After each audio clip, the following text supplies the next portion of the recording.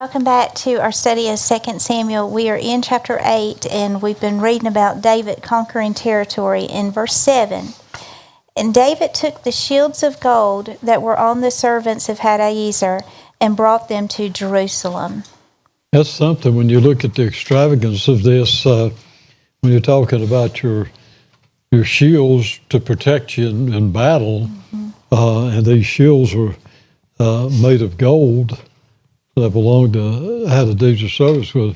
When they wipe out the army, they defeat them, then they get the gold, you understand? They take that back to Jerusalem. Yeah.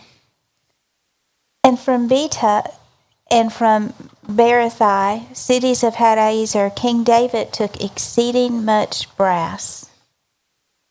And before I address that, if you look at verse 6, it said, the Lord preserved David wherever he went. In other words, David is carrying out the will of God, so God is protecting him wherever he goes. Not only does he take these gold shields, now it says he took large amounts of bronze from the cities of Betah and of Berothia, which were under the reign of Hadaezer. And in other words, we're just talking about valuable metals that he's taken, okay?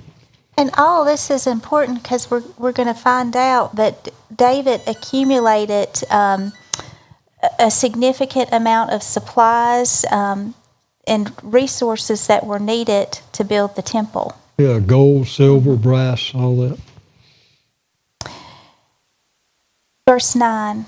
When Toa, king of Hamath, heard that David had smitten all the host of Hadaezer, then Toa sent Joram his son unto King David to salute him, to bless him, because he had fought against Hadaezer and had smitten him. For Hadaezer had wars with Toa, and Joram brought with him vessels of silver and vessels of gold and vessels of brass. And so Toa is so happy that David has defeated Toa's enemy, and so he sends his son to David, and he takes him, giving him gifts of silver and gold and bronze, just in expression of his appreciation for the defeat of his enemy. Thank you for defeating my enemy, is the essence of it. Which also King David did dedicate unto the Lord with the silver and gold that he had dedicated of all nations which he subdued. So David receives these gifts, and he dedicates them to the Lord. Not to himself, but to the Lord, along with other silver and gold that he had taken from other nations that he had subdued in battle. Of Syria and of Moab, and of the children of Ammon, of the Philistines, of Amalek, and of the spoil of Hadaezer, son of Rehob, king of Zobah. So what David had taken from these various kings, he dedicated to the Lord. And David got him a name when he returned from smiting of the Syrians in the Valley of Salt, being 18,000 men. In other words, he's developed a reputation, you understand. David is known as a mighty warrior. Even God calls him a man of war. Mm-hmm. And he put garrisons in Edom. Throughout all Edom put he garrisons, and all they of Edom became David's servants, and the Lord preserved David whithersoever he went. And military these garrisons are military outposts, which is a deterrent to keep the enemy from an uprising, if you will, okay? And David reigned over all Israel, and David executed judgment and justice unto all his people. Well, to me, that's a powerful statement. Mm-hmm. That he executed justice, righteous judgment, and justice to all the people. That's a pretty profound statement. How many leaders of nations do you know that does that? That's actually looking out for the best interests of the people. When that happens, God's ruling over the nation. You know, this is the point we're trying to make with the kingdom of God. God ruling in the heart of the leader. The leader is doing what is pleasing to the Lord, which is in the best interest of the people. So then it's a righteous judgment. It's justice that's going forth in the nation. It's not favoritism and one bribery, you buying this and you buying that, getting favors. No, this is being straight up. And Joab the son of Zeruiah was over the host, and Jehoshaphat the son of Ahilud was recorder. So Joab would be what we would call he was the general of the army. Okay, he's the military leader, and he was David's cousin. He's David's nephew, the son of David's sister, Zeruiah. Okay, and he was over the entire army. Did I get that right? Joab was the son of David's sister. Yes. That would make him a nephew of David, right? Okay. We have a test question we would like to review with you. Abner was the commander of Saul's army. Joab was the commander of David's army. So we're going to want you to remember Abner's name and Joab's name. And Jehoshaphat, it says, was the son of Ahilud. He was David's recorder. In other words, this is giving you the officials in David's cabinet, if you will, okay? Mm-hmm. Verse 17, and Zadok, son of Ahitub, and Elimelech, the son of Abiathar, were the priest, and Seraiah was the scribe. Now here, this is stated incorrectly in that translation, okay? Zadok is the son of Ahitub. Abiathar is the son of Ahimelech. Ahimelech Saul had killed, and Abiathar escaped and went to David. So this is translated wrong here, okay? So they are the priests. In other words, you have Zadok and Abiathar, the priests, and you see this when David is running from his son Absalom, and how Zadok and Abiathar play a role in all this as military intelligence for David. Okay. Now, if you go back into 1 Samuel, where David, when he's fleeing from Saul, and he goes to Ahimelech, the high priest, and Ahimelech gives him bread, and he gives him Goliath's sword, and Doeg, the Edomite there, and he tells Saul what Ahimelech's done, and Saul tells his army to kill 80 of the priests, Ahimelech, and his army wouldn't do it. So he turns to Doeg, who was an Edomite, and Doeg had no fear of God. Doeg killed the 80 priests and then went to the city of Nob, which was a priest city, and wiped out the city. Okay. Now, Abiathar escaped and ran to David. Ahimelech was killed. So Ahimelech was not Abiathar's son. Abiathar was the son of Ahimelech. And sometimes translations will mix things around, okay? And Benaiah, the son of Jehoiada, was over both the Kerethites and the Pelethites, and David's sons were chief rulers. Now, the Perethites and the Kerethites, these are military divisions, okay? And Benaiah, who's also a leader, a military leader, is the son of Jehoiada. He was the one that was over these. You have Joab over the whole thing, but then you have other people, just like we do today, you know. You have one over the entire thing, and then you have others. It's a chain of command, okay? And this is responsible for this, or this is responsible for that. So Benaiah was responsible for the Kerethites and the Pelethites. And David's sons were in the cabinet as ministers, okay, of whatever department that he put them over.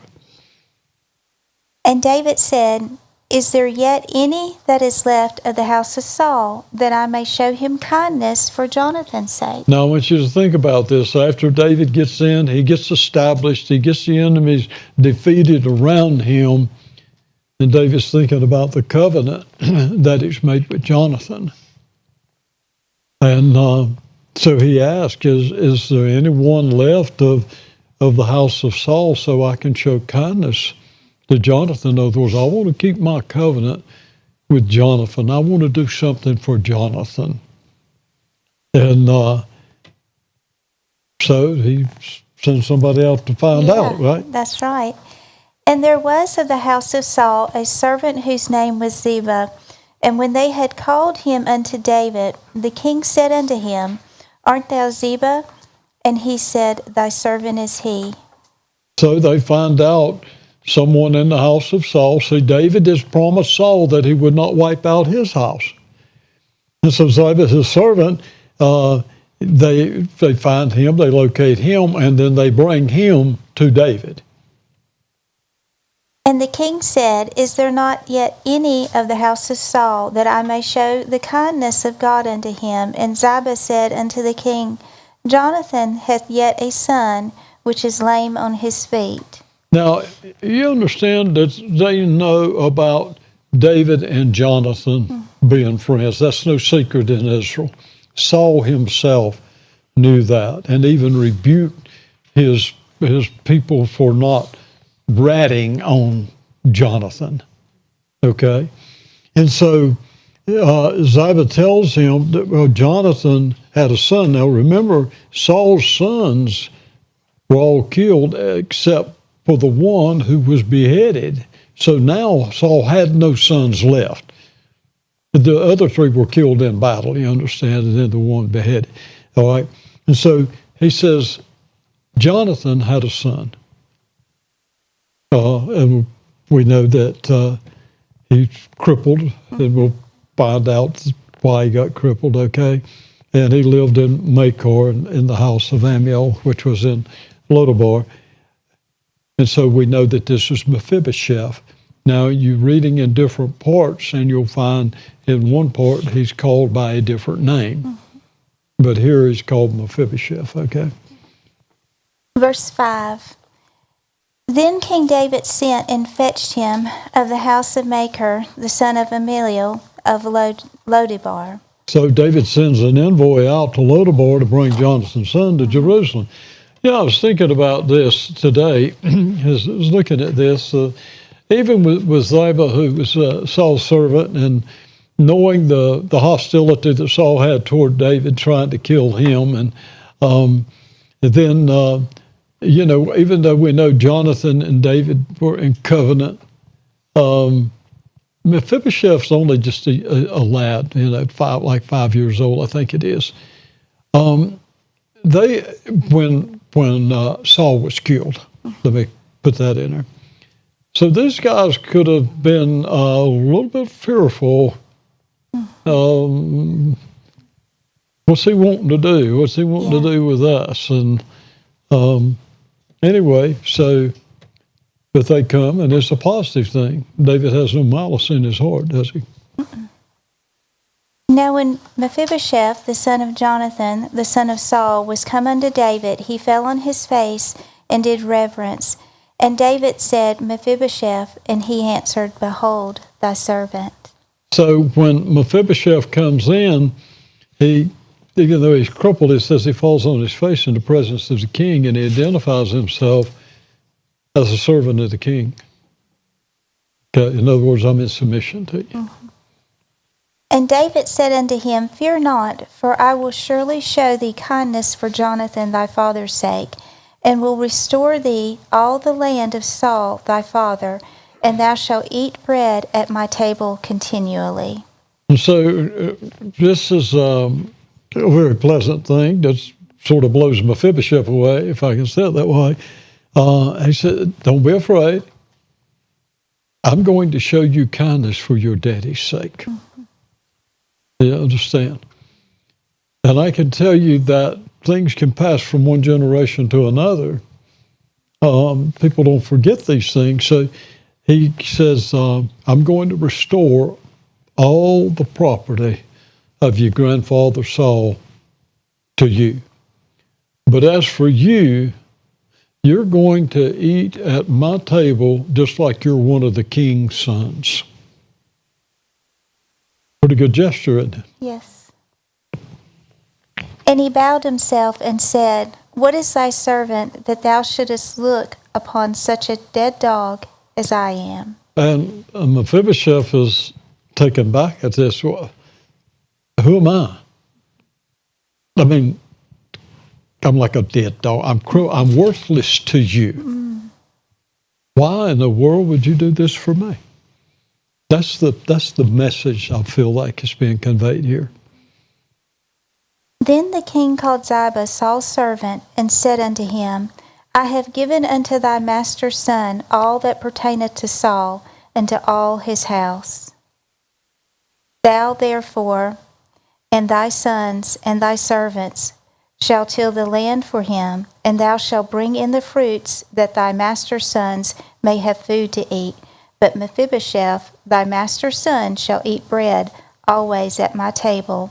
And Ziba had 15 sons and 20 servants. So David called for Ziba and said, all right, I've given all of Saul's property to Mephibosheth. Now you and your sons and your servants, you work this land and you bring the harvest in for Mephibosheth. In other words, he's going to increase his wealth, not only in property, but also in crops, as you understand.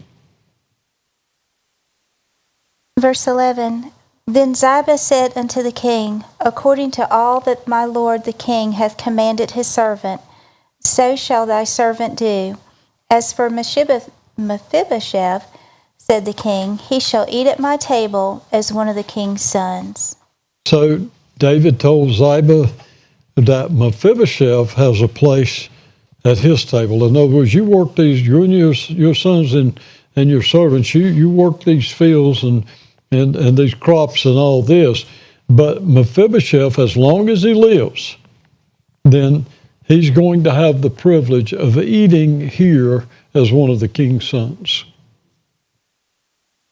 And Mephibosheth had a young son, whose name was Micah, and all that dwelt in the house of Ziba were servants unto Mephibosheth. Notice that Ziba agreed to what David said. Now, even though Mephibosheth was crippled, he had a son, Micah. Of course, obviously, by this time, Mephibosheth is grown and married, okay? So Mephibosheth dwelt in Jerusalem, for he did eat continually at the king's table, and was lame on both his feet. How about that? What appeared to be one household an enemy against the other, he's eating at the king's table. There's no hatchet, you understand?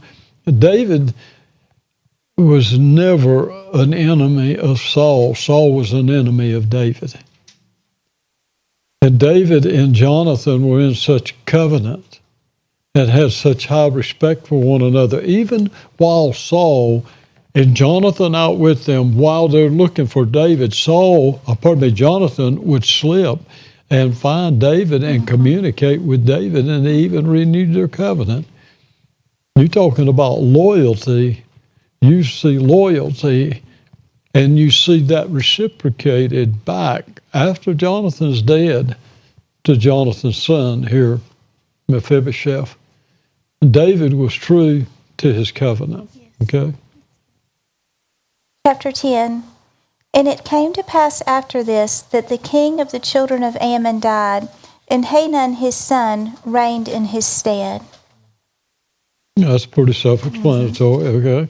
Then said David, I will show kindness unto Hanun the son of Nahash, as his father showed kindness unto me. And David sent to comfort him by the hand of his servants for his father. And David's servants came unto the land of the children of Ammon. So, David says, Nahash was good to me. And so, this is a loss. So I'm going to show my appreciation and respect in the loss of Nahash, Hannah's father. And so he sends an entourage there. It's called servants, okay, diplomats, to pay their respect for the loss of the father there, Nahash. And the princes of the children of Ammon said unto Hanun their lord, Thinkest thou that David doth honor thy father, that he has sent comforters unto thee? Hath not David rather sent his servants unto thee to search the city and to spy it out and to overthrow it? Now this is a place to where people judge you by what they would do. They don't judge you of your own merits, okay? So these leaders there in Ammon, these diplomats, they accused David of sending spies in, not comforters. And they suggested that David was intending to overthrow them after the death of Nahash. Okay? Now, we know that that wasn't David's heart. He had a heart after God. You understand? But these men obviously had evil intent, and it cost them big time. Wherefore Hanun took David's servants, and shaved off one half of their beards, and cut off their garments in the middle, even unto their buttocks, and sent them away.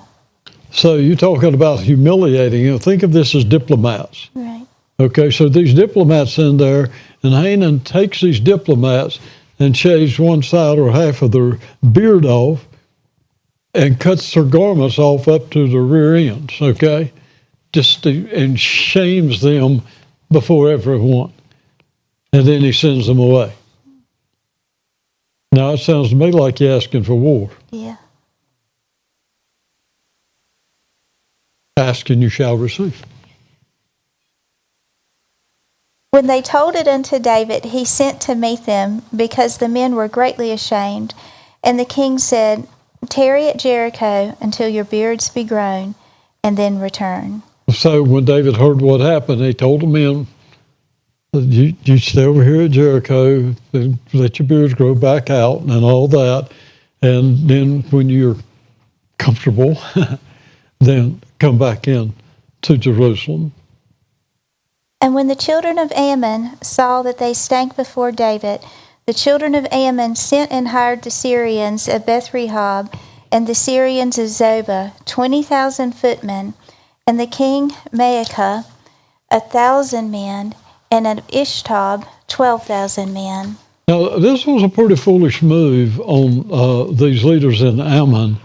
Number one, they knew they didn't have the military force to go against David.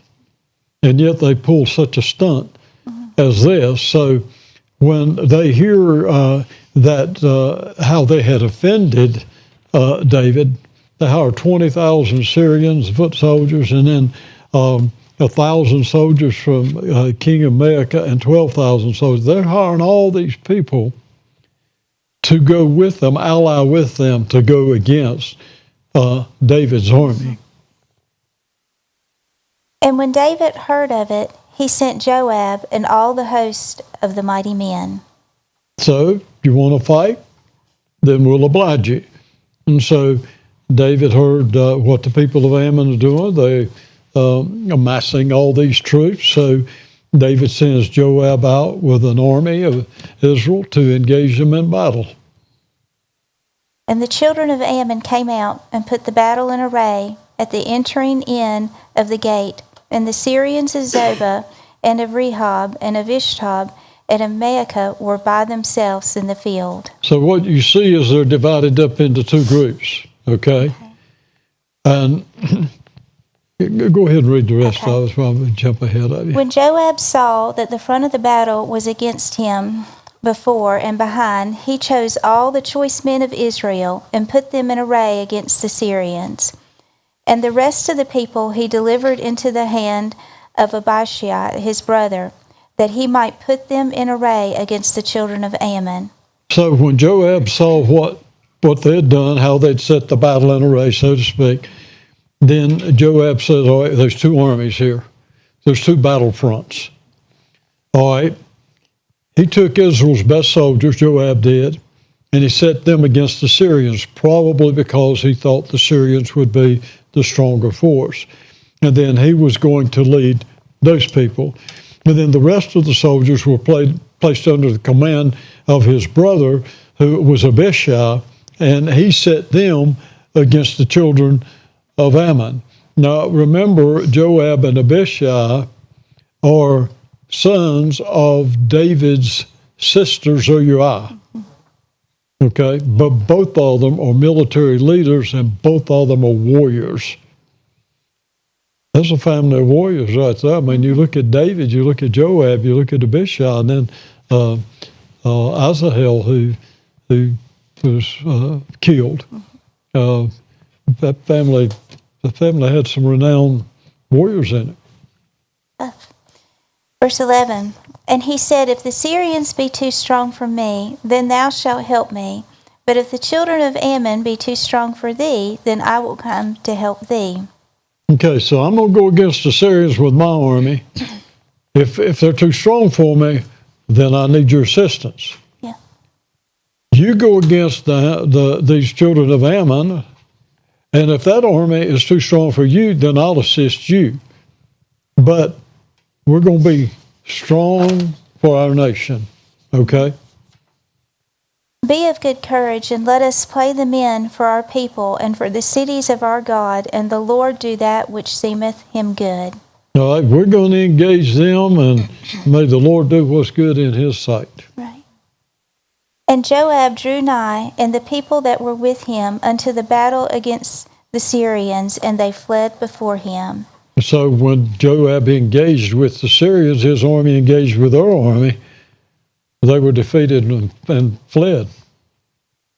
And when the children of Ammon saw that the Syrians were fled, they fled also before Abishai and entered into the city. So Joab returned from the children of Ammon and came to Jerusalem. So both of these armies were defeated. Joab engaged the Syrians, and Abishai engages the children of Ammon, and both of them defeat these armies as they run.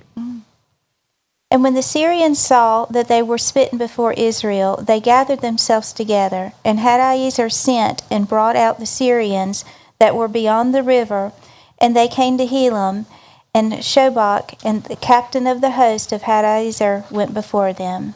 See, Joab had taken his army back to Jerusalem. Once they'd won the battle, he's taken his army back to Jerusalem.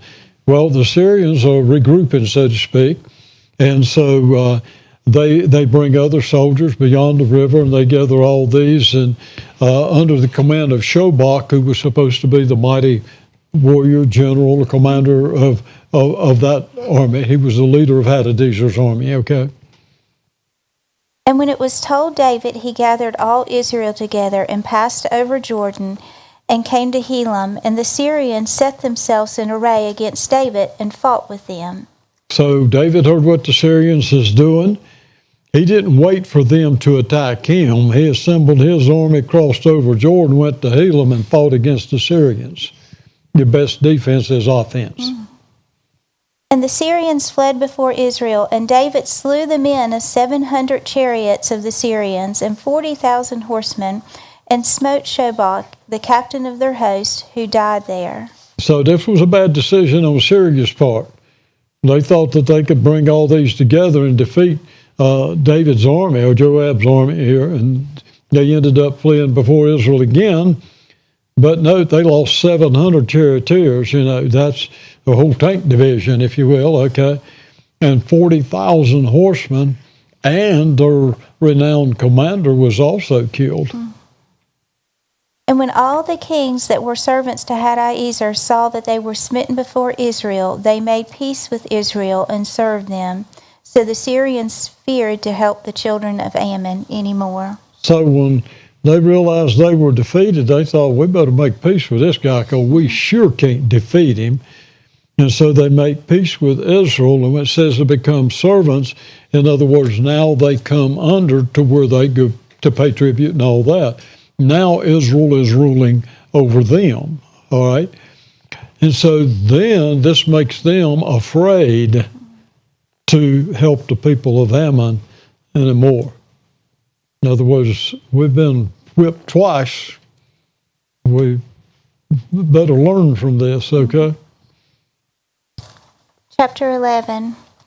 And it came to pass after the year was expired, at the time when the kings go forth to battle, that David sent Joab and his servants with him, and all Israel, and they destroyed the children of Ammon and besieged Rabbah, and David tarried still at Jerusalem. What you learn from this is in this particular time period, the kings chose the right season, and that would have a lot to do with the weather, okay? And so in the spring of the year, it says when kings go out to battle, David sent Joab and the Israeli army to fight against the children of Ammon, but instead of David going out to the battle, David remains in Jerusalem, and he sends Joab and the army out, note this, to destroy the people of Ammon. He's not through with them yet. And so they set a siege against the city at Rabbah. And it came to pass in an eventide that David arose from off his bed and walked upon the roof of the king's house. And from the roof he saw a woman washing herself, and the woman was very beautiful to look upon. So one evening here, David, he goes to bed. For whatever reason, he's not sleeping. He gets up out of bed. He walks on the roof of his house. And understand these are flat roofs, okay? And at that time, he saw a beautiful woman bathing. And David sent and inquired after the woman. And one said, Is not this Bathsheba, the daughter of Elam, the wife of Uriah the Hittite? And so David wants to find out who this woman is, and he learns that she's Bathsheba. And note this, she's the wife of one of his mighty men. That's pretty interesting too. And David sent messengers and took her, and she came in unto him and lay with him, for she was purified from her uncleanness, and she returned unto her house. So David sends messengers out and has her brought to him, and she's been ceremonially clean from her monthly period, okay? And so he has intercourse with her and then sends her home. And the woman conceived and sent and told David and said, I am with child. So Bathsheba becomes pregnant, and then she gets word back to David, we got a problem. Okay? And David sent to Joab, saying, Send me Uriah the Hittite. And Joab sent Uriah to David. So David has a plan. And we'll cover this thing up. I'll get Uriah here, and he can go home, be with his wife, and everything's going to be okay, all right? It's going to look like it's his son, all right? So he sends to Joab, and he says, send Uriah to me. And when Uriah was come unto him, David demanded of him how Joab did, and how the people did, and how the war prospered. And David said to Uriah, Go down to thy house, and wash thy feet. And Uriah departed out of the king's house, and there followed him a mess of meat from the king. So when Uriah arrived, David asked about the welfare of Joab and the army of Israel, how the war's going, and all that. And then he tells Uriah, you go home. So Uriah left, and David sent food for him to eat. The problem was Uriah didn't go home. Mm-hmm. He slept at the door of the king's house with the other servants. This was an honorable man. Mm-hmm. Verse 10. And when they had told David, saying, Uriah went not down unto his house, David said unto Uriah, Camest thou not from thy journey? Why then didst thou not go down unto thy house? So David finds out Uriah didn't go home, so he said, why didn't you go home? I mean, you've come in from battle. Why didn't you go home? And Uriah answered David, The ark and Israel and Judah abide in tents, and my lord Joab, and the servants of my lord, are encamped in the open fields. Shall I then go into my house to eat and to drink and to lie with my wife? As thou livest, and as thy soul liveth, I will not do this thing. So his reply is, the Ark of the Covenant, Israel, Judah, all these soldiers are encamped in open fields, living in tents. Should I go to my house and eat and drink and have sexual relations with my wife? No. As you live, as your soul lives, I'm not going to do this thing. And David said to Uriah, Tarry here today also, and tomorrow I will let thee depart. So Uriah abode in Jerusalem that day and the morrow. And when David had called him, he did eat and drink before him, and he made him drunk. And at even he went out to lie on his bed with the servants of his Lord, but went not down to his house. So David's been persistent. I've got to get this guy to go home. So he detains him one more day here in Jerusalem, and he feeds him, and he got him drunk.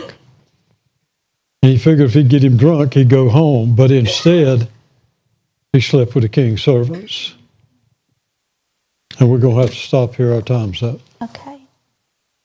Hold you in suspense. We'll pick back up in the next session, okay? Father, I thank you that you bless us indeed. You enlarge our territory. Your hands with us to keep us from evil so that we do not cause pain. And I thank you for blessing us and keeping us and for making your face to shine upon us and being gracious unto us. You lift up your countenance upon us and you give us peace. So, Lord, we're glad to invite you to rise up. Let your enemies be scattered and let those who hate you flee before you. Amen. Amen.